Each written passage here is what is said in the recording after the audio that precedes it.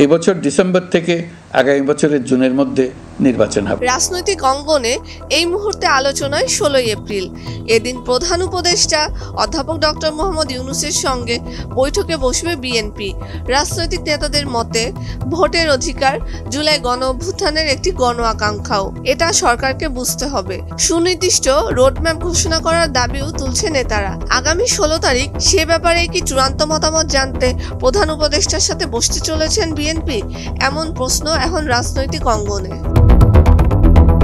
ত্রয়োদশ জাতীয় সংসদ নির্বাচনের টাইম ফ্রেম নিয়ে সরকার ও বেশিরভাগ রাজনৈতিক দলের মধ্যে যখন টানাপোড়েন চরমে, তখন এই বৈঠক অনুষ্ঠিত হতে যাচ্ছে। চলতি বছরের ডিসেম্বরের মধ্যেই জাতীয় নির্বাচন চাই বিএনপি সহ মিত্র রাজনৈতিক দলগুলো।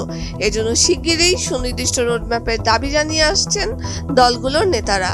বিশেষ করে নির্বাচন বিষয়ে যে বক্তব্য ছিল যে ন্যূনতম সংস্কার দ্রুত শেষ করে নির্বাচন করলে সমস্যাগুলো অনেকটা সমাধান হবে। ভোট পেছালে আওয়ামী দোসরদের ষড়যন্ত্র দৃশ্যমান হতে পারে, দেশ ক্ষতিগ্রস্ত হবে। আমরা মনে করি যে এত বিলম্বিত করার কোনো কারণ নেই।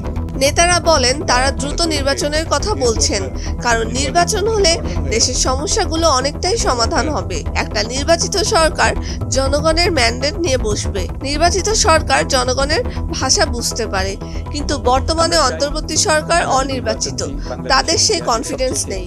অবাধ, সুষ্ঠু ও গ্রহণযোগ্য নির্বাচন হবে। রাষ্ট্রীয় অতিথি ভবন যমুনায় জাতীয় ঐকমত্য কমিশনের 2 সদস্যের সঙ্গে বৈঠক করেন প্রধান উপদেষ্টা।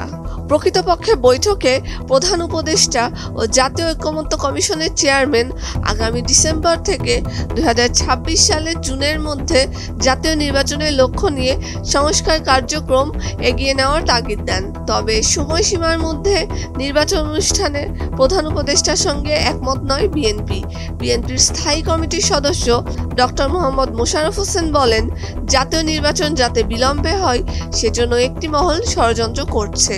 বিএনপি সহ অন্যান্য দল ও গণতন্ত্রকামী জনগণ চলতি বছরের ডিসেম্বরের মধ্যেই নির্বাচন চায়।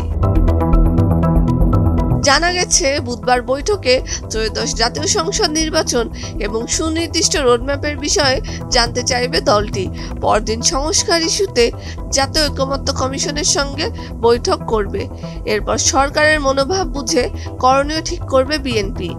মিত্র দলগুলো বলছে, নির্বাচন ইস্যুতে আন্দোলন কর্মসূচি এখন সরকারের ওপর নির্ভর করছে।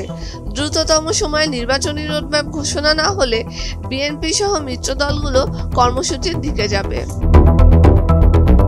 এদিকে নির্বাচনের সময়কাল নিয়ে প্রধান উপদেষ্টার প্রেস উইং থেকে 12 তারিখ রাতে একাধিক সংবাদ বিজ্ঞপ্তি দেওয়া হয়।